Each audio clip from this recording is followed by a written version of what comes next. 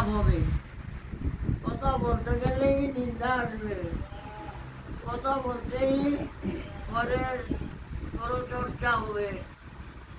এই জন্য সাধুরা কি করে? মৌনব্রত করে। মৌনব্রত কি? মনকে বলে বলে মন তুই কোনো কথা বলিস না। এই মুখের দ্বারাই তো পাপ হয়, মুখের দ্বারাই তো পাপ। তুই কথা না বললেই তো পাপ হবে না। মৌন থাক, পারবে? পারবো না, মৌন থাকতে পারবো না।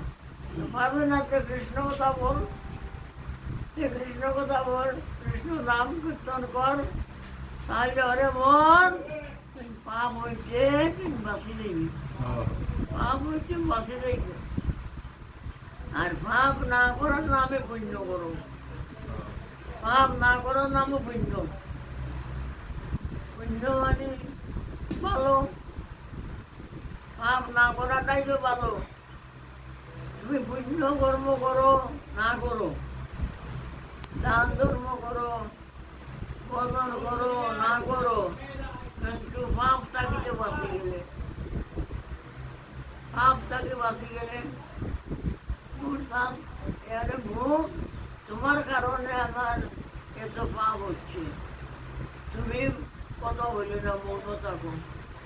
মৌন থাকতে পারো না, কীর্তন করো। মৌন থাকতে পারো না, হরিনাম করো, কৃষ্ণ কথা বলো, তবে তুমি পাপ তাকে বাঁচি গেলে। আর পুণ্যকর্ম হইয়া গেল। কত পুণ্যকর্ম, এর ঘরে ভালো কর্ম নাই।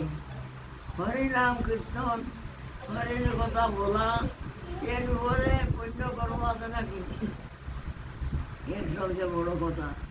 ওরে মন, তোমার যদি তুমি যদি সুখ পাইতে চাও, তোমার কল্যাণ চাও, তুমি সাবধান হয়ে যাও।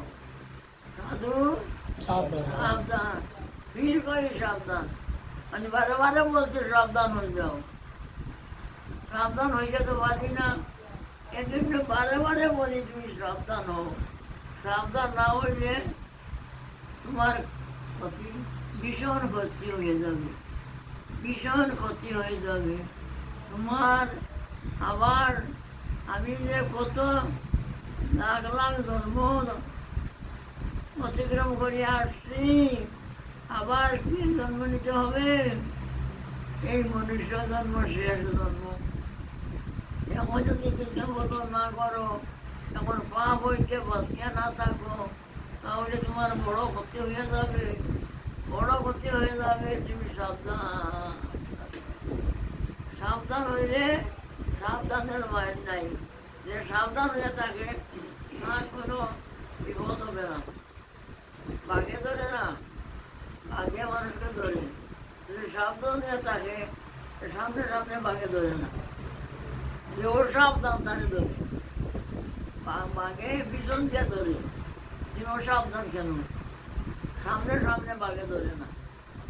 এই আমাদেরও আমি সাবধান হইয়া থাকি যে আমার যে জীবন আছে এরাও আমাকে ধরতে পারবে না। আর যদি সাবধান হয় এরাও আমায় আক্রমণ করতে পারবে না।